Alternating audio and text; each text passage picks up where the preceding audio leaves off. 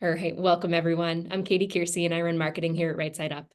For those of you who aren't familiar with Right Side Up, we're a collective of marketing specialists who have helped more than 1,000 companies hit their growth goals. We have expertise across all marketing functions, including performance, lifecycle, SEO, social, analytics, and creative, to name just a few. By designing the right strategies and deploying the right talent, from freelancers to fractional leaders to FTEs and custom-built agency teams, we empower companies of all stages and sizes to keep growing. But let's shift gears and talk about why we're here today. So we are going to be spending the next 45 minutes digging into the state of B2B performance marketing in 2024, from VC funding trends and the role of ads in the current B2B landscape to methods for improving lead quality and a refresher on creative best practices. We'll be sharing insights to help you deliver high ROI despite challenging market conditions. And I am thrilled to introduce you to today's speaker, Kevin Lord-Berry. Kevin co-founded Right%, a Right Side Up venture that focuses on scaling fast-growing B2B companies in every vertical. Right% has managed over $100 million in ROI-positive B2B ad spend for companies like Doordash, Rippling, Retool, and many more. Before I turn it over to Kevin, a couple of quick housekeeping items. First, please submit all questions throughout the session using Zoom's Q&A functionality at the bottom of your screen, and we'll get to as many as we can at the end. And then second, this presentation will be recorded, and we'll be sharing the recording as well as Kevin's slides with all of you later this week. All right, that's enough for me. So Kevin, I'll tag you in. Awesome. Hi, everyone. Welcome to the state of B2B advertising. There's some names that I've seen here before who have seen my webinars. So just so you guys know, this deck is, I would say, 80% new stuff or updated stuff and 20% a refresher on some past things. So if you see things you've seen before, keep watching. There'll be a bunch of new stuff as well. So first of all, about the state of marketing, the state is bad, or the state of startups, I should say. This is a chart of startup shutdowns over time going to Q3 of last year, basically continuously going up. I think all of you had a feeling for this. Some of you may not have seen the data, but you're not imagining it. Like, startups have gone through a very, very tough time in the past 2 years. The actual economy, the whole US economy is fine, but the specific slice of VC-backed startups has suffered a lot. It's because, VC funding is dramatically harder to get. A bunch of reasons for that. One is bubble bursting. Two is interest rates. But in general, it's harder to get funding. This is especially true for late stage companies. So like Series C and up has decreased the most. Seed has sort of been barely affected. So that's the sort of the state of the industry. There's a lot of smaller companies trying to find product market fit. But the bigger, already scaled companies have had a difficult time in the last 2 years, especially very hard to get new funding, very hard to get new spend. Despite the gloom and doom, there's still a lot of B2B companies running large-scale ROI positive marketing campaigns successfully. In this deck, I'll go over which of these strategies and tactics are working at scale right now, even in the face of all of the hardship. Oh, and by the way, there is early signs of the B2B market getting better. Just from my experience sitting in my chair talking to a lot of B2B companies, we're getting a much higher ratio of companies talking about growth and how they want to scale this year, as opposed to the way it's been since the bubble burst at the end of 2021. So this presentation is going to have marketing channels, so what works and what doesn't, lead gen versus demand gen. These are two terms that have been debated a lot on LinkedIn, and I try to help settle that debate. I teach you guys how to get a life. You'll like that. Multi-placement ad strategy. So this is a little bit technical, but I think it's one of the biggest, new learnings and new possibilities of 2024. And then at the end, a refresher on creative best practices. And of course, Q&A. People can ask questions throughout. I might answer if I happen to notice it. Otherwise, I'll answer them at the end. Just keep putting them in the Q&A section. So Katie manages already, but we've managed, we meaning Right%, has managed over 100 million in B2B ad spend. What do I mean by B2B? It's not just traditional B2B. So this category is like, B2 enterprise, getting like enterprise or mid-market companies signing up. But there's also like B2 SMB, getting restaurants to sign up for DoorDash, or B2 micro B, like targeting nurses to recruit them, or, Uber drivers to give them like special financial instruments, that kind of thing. So very, very broad spectrum of B2B experience that goes into all the learnings in this deck. I'm Kevin. Again, you've already heard my intro, but in short, I've been doing this for a long time. So 12 years just in B2B ads now. So I hope some of my learnings can be useful. Marketing channels. So this is a chart that I update every year. I just updated it recently for 2023 marketing spend. The y-axis is customer intent. Are customers looking for a product? Basically, if customers are searching for you, they know your product category exists, then the top works well. If your customers are not actively looking for you, then you're more at the bottom. The x-axis is customer specificity. So all B2B is on this right-hand side. If you're selling a t-shirt or a toaster, anybody can buy it. So most B2C is on the left-hand side. Of ad channels that work for B2B, just digital ad channels, what we specialize in, it's LinkedIn, Facebook, and search. And then there's a bunch of smaller channels like Bing, Reddit, occasionally TikTok that can also work for B2B. But it's mainly those three: LinkedIn, Facebook, and Google.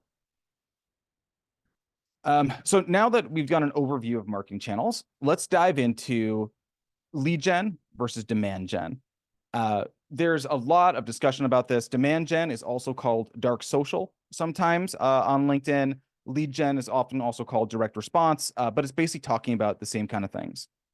Lead gen techniques are ones promoting trackable direct response campaigns, generating leads that a sales team then calls. So this is what would be a traditional B2B campaign where you're running ads, the person fills out a form for a demo or an ebook, and then the company tries to close the deal with that person. Demand gen is promoting ungated, less trackable content to a pre-qualified audience. So instead of having, a funnel where someone fills out a lead form, gets the ebook, they get called and emailed, you promote that same, ebook ungated, let people just see it without knowing it and assume that it's all going to work out in the end. Basically, it's less attribution in your marketing. So why are there arguments? The demand gen people say that lead gen is an outdated way of marketing. No one wants to fill out forms and receive calls anymore. And since B2B advertising is not possible to track directly, you might as well not you might as well use ungated, unattributable content with pre-qualified audiences. And then you can track results with how did you hear about us buttons or L.I.F.E tests. And as I mentioned, this is called dark social. Now, the lead gen people say about demand gen is that it's much harder to track performance in demand gen. If you're not having forms that are actually being filled out by people, if you're just relying on people visiting assets, how do you know which campaigns, ad sets, and ads are working? Asking how do you hear about us and L.I.F.E tests is not sufficient. Since it's hard to learn which campaigns are working, it's hard to drive good performance for the business. So a company might, be promoting articles or videos to a list they think is good, but since there's no direct feedback loop of people filling out forms or asking for demos, you can't tell which of your assets are doing better. And lastly, the lead gen style visibly works. So we have a lot of clients that lead gen works great for. I would say the vast majority of Right% clients operate more on a lead gen strategy. So you pay money, you get people to do an action, and then you follow up on that action. So how do we thread this needle? Like, how do you make this work? Is someone right or someone wrong? And the answer is what you'd expect. The truth is in between. For broad B2B audiences of 100K decision makers, lead gen is usually better. For very targeted B2B audiences, demand gen is usually better. So what do I mean by this? These are my audience size charts. The triangle width is the number of decision makers available to target. So for instance, there are 6 million small business owners in the United States. There's 5,000 chief information officers of the Fortune 5,000. So for small audiences, it's very hard to make lead gen work, right? You don't get enough data from the platforms anyway, people filling out the leads, et cetera. It's also a very sales-based process. So just serving a pre-qualified audience, content that works, that the sales team's already reaching out to, will work well. If you're going after a bigger audience, demand gen just falls apart. Like you can't not have signal when your audience is that big. So you need to use a lead gen strategy where you actively track everything coming in. So I know that was a little bit of a complicated one, but there's nothing in Q&A on it right now. So I'll leave it there. But that's basically the summary of lead gen versus demand gen. Lead gen is all about direct response, getting customers in the door and calling them. Demand gen's about like a better customer experience, a softer touch. And generally, they're both useful, but lead gen for bigger audiences, demand gen for smaller. The big risk with demand gen is what I mentioned before, that there's no feedback loop. It's so easy to waste money. So there's actually a really big agency out there that focuses on demand gen, and their accounts are really bad. Like we've audited like a bunch of them, as well as other agency owners, and it's because of this issue. When there's no feedback loop, you can waste money very easily. Also, demand gen needs a sales team to support it. That's kind of straightforward, but people aren't going to convert on their own. Just viewing articles and stuff about you, there does need to be an active push at some point. All right. Next section is get a life, which means leading indicators of future earnings. So this is a joke that I have that B2B marketers need to get a life because every single B2B business needs to do a better job of this. So what do I mean by leading indicators? It means that when a lead comes in, right, there's going to be signals on it. So the form questions like answers, number of employees, their title, their budget, their sales activity, what geography did they come from? Did they watch the demo video on the website? These things are all leading indicators, potentially, of future revenue. So your job is to go into your back end, find out where, like, which of these features actually correlates to revenue. Like you export all your closed deals, you export your leads, you figure out, okay, what's the best ratio? Oh, leads that came in with over 500 employees were 300% more likely to close into closed deals. And basically do that for all of your variables, find out what matters. And then you can focus on just generating leads with those variables. So to go back to why we do this is you can't optimize an ad account on new closed won deals if you have too small of an audience. So if you're going after enterprise or mid-market customers as a startup, you're going to get a couple deals, a quarter or a dozen. Whatever that amount is, it's too small. You can't use that for ads. And so a leading indicator lead event is what saves you. You make campaigns and you judge them on how many leads come in with those leading indicators. You can make decisions more quickly and don't have to wait for the down funnel data to come in. Now, how do you impact a lead's quality? So we're talking about, what are the leading indicators of quality, but how do you control that any lead comes in will have those higher quality levers, right? Like, how do you make an ad that attracts people that have more number of employees or are more likely to open the sales email? I've heard some people say it's impossible, but that's not true. There's a bunch of levers you have on the ad side to affect lead quality. So one is creative. So there's a bunch of things you can do on creative. You want to make users self-select. So if your product is expensive or enterprise, you want to make your ad appear like it's expensive for enterprise. You can mention complementary products. You can allude to pricing. You can mention partnerships. So in paid search, for instance, anytime you have like a Salesforce integration with a SaaS product, that's an easy way to do self-selection on keyword. Keyword is more on audience. Because people who work with Salesforce are already qualified for an enterprise product. That's just an example of that. Conversion event is another lever. So if you're optimizing on lead and it's just anybody who fills out the form, and you switch to optimizing your ads to lead plus some kind of quality event, so like number of employees, the algorithms on the platforms will learn to attract more of those type of users. So that's the second way you can impact lead quality. Third is content. So the right type of content. Content's very important in B2B. Almost every B2B company that I see scale profitably beyond 200,000 a month in ad spend does it through either content, which is like ebooks or quizzes or other tools, or incentives of like giving product credits and that kind of thing. So content is really useful for improving lead quality because, again, you can design content that only appeals to qualified users. That'll depend on your business, but generally there's a way to do that and ways to make content that appeals and doesn't appeal. Lastly, audience. So this is the most obvious one in ads. Everyone thinks, oh, how do we narrow the audience? But that's the fourth lever. So how do you track these leading indicator conversion events and track mature ad accounts in general? The best measure is a weekly table that includes spend, your leading indicator conversion, and your cost per leading indicator conversion. This is like the holy grail that all of your ad accounts should be pointing to. Figuring out what is your leading indicator, that get a life thing, leading indicators of future earnings, and optimizing on it. So just take a look at this example. This is, in my opinion, it's like the ideal way to look at an ad account. It shows spend, leads, qualified leads is just our leading indicator leads. And you can see it lets us know like, okay, based on cost per qualified lead, which week or which campaign is better. It's much easier to see. In closed ones, by the way, you'll note two things to note here. One is that you can't make decisions based on low numbers of closed ones because it's not statistically significant. Second is these are both cohorted, and this is how you should design your tracking. Basically, if a lead comes in on April 1 to 7 and it closes in June, it should still count towards April. It's from the April vintage or April cohort. This way, you know the actual effectiveness of your ads, and you're not sort of being sabotaged by unrelated deals closing from past months. You always want to cohort your ad results for down funnel results. Okay, fifth, winning B2B strategy, vary your ad placements to lift all boats. So this is totally new. I've never talked about this in my Right Side Up webinars before.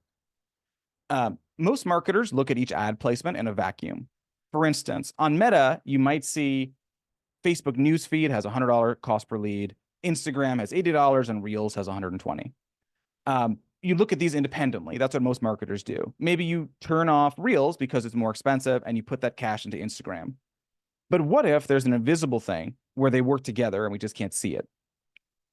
So we've actually seen this multiple times over the last year. LinkedIn has some new great measurement tools. And 2 ad units we find when working together always do better. So sponsored content is like the news feed on LinkedIn. Conversation ads are where you send them a message. Conversation ads on their own had a better cost per opportunity compared to sponsored content, which makes sense because it's a direct pitch within LinkedIn. But we found that users who saw both ad formats were more likely to convert for both. So basically, the sponsored content campaigns were already profitable on their own. But knowing that they also gave a boost to our conversation campaigns let us appropriately price that in. And we've seen this not just in one case study, but multiple times with conversation ads and sponsored content. The next priority over the next 6 months is figuring out which other placements work for our B2B clients. There are ones that I'm excited about. Thought leader ads have early promising results. You can promote posts from the CEO. You can promote it from anybody, but generally C-suite's the most effective. CTV is serving ads on Roku and smart TV. LinkedIn has a million audience of 1 million for that right now. So it's more on the bigger business audience side. But we're interested in testing that and seeing how it goes. I think over 50% of TV ad dollars now go through digital TV and not network. So it's very big.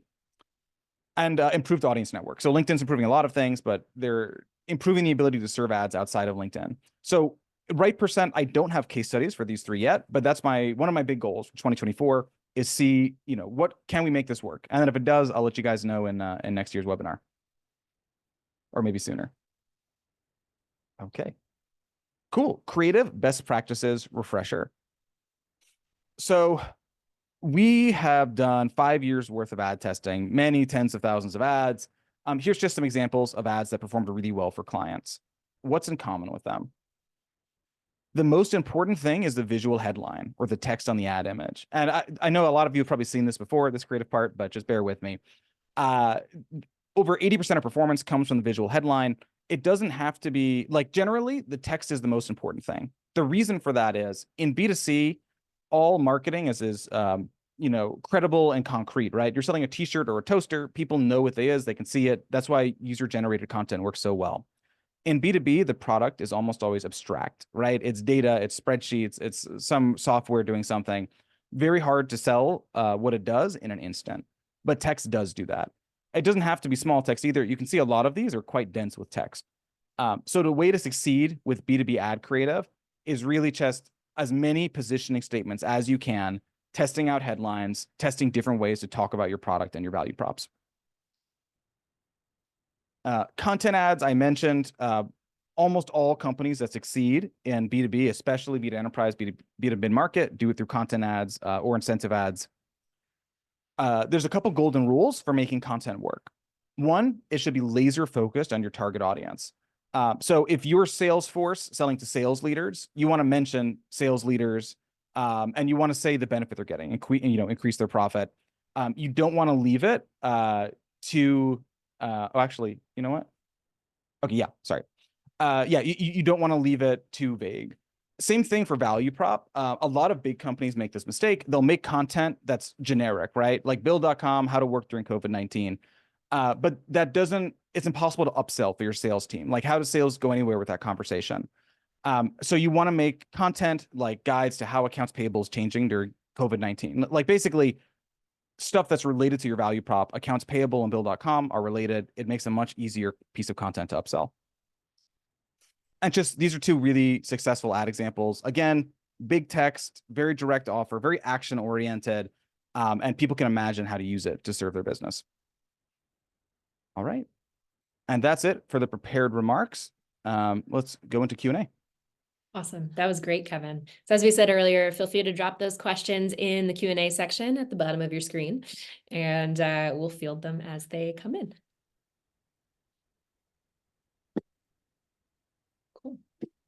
Kevin, to get things moving, are there any specific questions you've heard repeatedly over the last several months from clients that would be helpful to address? That's a good question.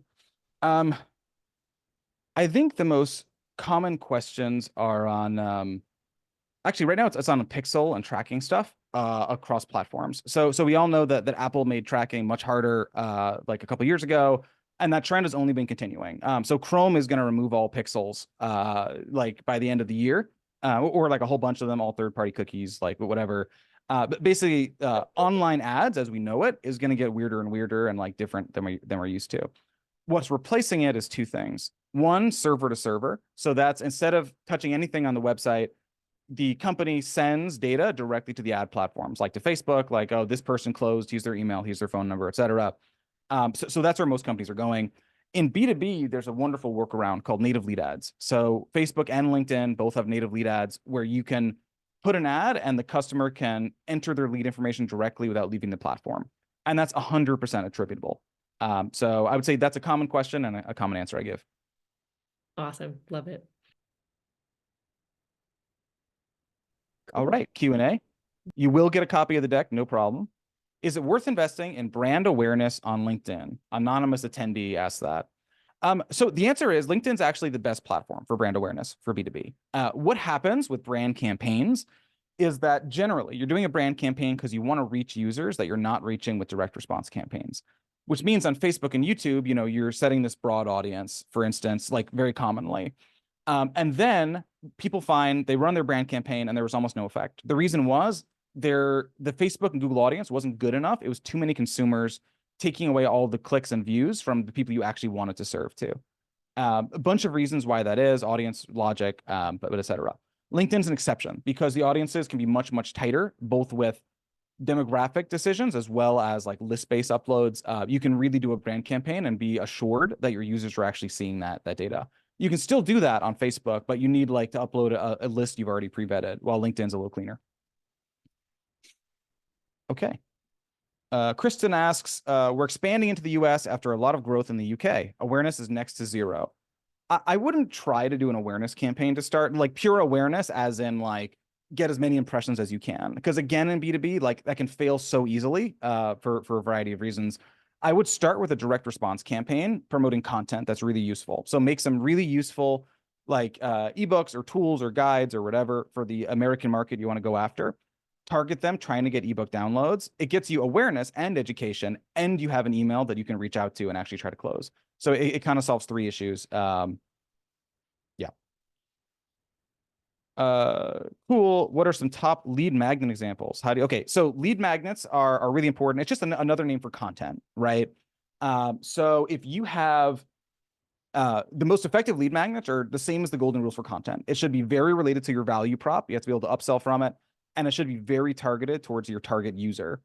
And then lastly, should be action oriented. So things like checklists work better than things like white papers because people see it and like, oh, I know how to use that. Like I can imagine using that in my day-to-day life. That's what you have to think about with lead magnets. Do you see many businesses needing or using media mix models? So the answer is no. The reason for that is media mix is modeling, and that requires a lot of data. B2B companies almost never have the amount of data they need to actually do mix. Like how many close ones? 30. You need like 3,000. Like for it to be able to tell like how media mix is impacted. So generally, no, media mix modeling doesn't work for B2B. What's your recommendation for converting native lead submissions to actually get on the pitch demo call? The offer. So it's a mix of, you know, what you're offering them. Sometimes an incentive to get them on the sales call can help, sometimes not. But it's really all about like what did you offer them to get in, and did it tease them enough to want to talk to you? Like that's why it's so important for your lead magnets and so on to be related to your value prop. There's some other advice there, but it would require specifics. How do you begin creating a target company list for ABM? So there's a bunch of tools that can help you do that. So one is LinkedIn. So Sales Navigator has some great tools for looking and exporting. Most big companies we work with, so like True, like Series C, D plus, SaaS, use 6sense as their tool of choice. It seems to be the most flexible and powerful. But lots of smaller companies use things like Bombora, Metadata, Zoom Info, and a lot of others. I don't have an opinions on which ones are better, except 6sense for really big companies. I personally use Salesforce. What new experimental channels have you seen success with? So in general, the best channels are LinkedIn, Meta, and search. Like, I don't want to send people off on wild goose chases. That said, we've had some success. So Quora, we've seen surprising successful on a couple occasions. I think when there was like significant search traffic that went through Quora on certain items. We are bullish about Reddit. So Reddit has more than doubled their ad spend under management, like in the last year or something like that. I think they will figure it out. So we're talking to the Reddit advertising team and so on. What kind of incentives work for really senior titles? Really senior titles are tough. Generally, content can work, like especially like templates and things like that. So the more senior you are, the more you're trying to like organize things. So something that helps you organize is good. I've also seen like, this may not work as well anymore, but I've seen absurd gift card offers work back in the day, like $800 or $1,000 just for showing up for very, very tight targeting of like C-suite. And, maybe that's overdone now because people have been doing like gift cards was like the hot shit 2 years ago. Like we were one of the first companies doing it. But it's less effective now. So who knows? We only have 2 minutes left. So Katie, do you want to do your poll or? We actually have extra time, but yes, Oh, I am right. going 15 to minutes. do that. Oh, okay. Yeah. We You have plenty of flew time. through that. You guys got so much information so fast. But yeah, we do have more time booked. So if you guys have any other questions, please do drop them in. And in the meantime, like Kevin referenced, just want to get your feedback so we know how we did, so we can always improve. But yeah, anything else, Kevin, that has come up in client conversations or conversations with talent that you've been working with, that didn't quite fit into the story of the presentation, but that you think is worth mentioning? That's a good question. Let me check my notes. Let's see what I Okay. got.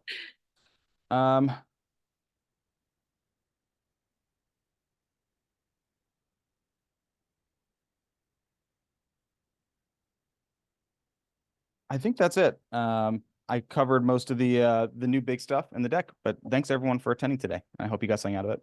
Yeah, cool. Thanks, Kevin. Thanks for a great presentation. And for all of you who are still with us, again, please leave your feedback on the poll. If you think of anything after the fact, as I mentioned earlier, I'll be sending out the recording and the slides, and feel free to follow up with a question for me, and I'll make sure it gets routed to Kevin and team.